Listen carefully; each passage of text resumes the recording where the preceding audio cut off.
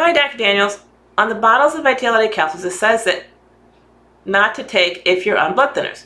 Does that rule out turpentine as well?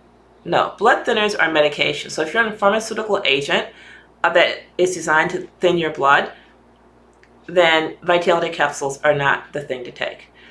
The reason for this is because your doctor, when he prescribes blood thinners, is prescribing a deadly dose. So because he's prescribing a lethal dose of medicines, which, I mean, you can choose to take it, not a problem. But when you add something to it like garlic or ginger or cayenne pepper, which are ingredients in the Vitality Capsules, it can cause a slight increased thinning of the blood, which may not be, which would lessen your degree of safety.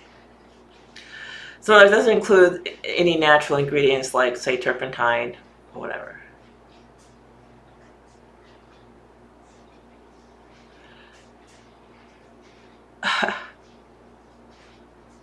Hi, Dr. Daniels. I really enjoy your program, and I'm so glad your mom is doing so much better. Thank you. We all are. Now she's independent. Will you recommend a good place to buy the Shilajit?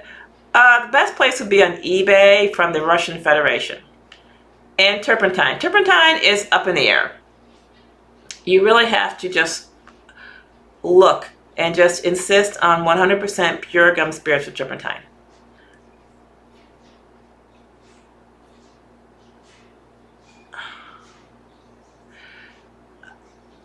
I know that the present situation is only the flu, and this whole situation is trying to ruin our economy and bring in socialism. Do you think taking turpentine can help people who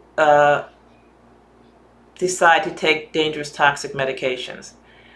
Dr. So-and-so gives a very dim outlook for them with a year of getting it. Okay. So I think that when you allow yourself to be poisoned,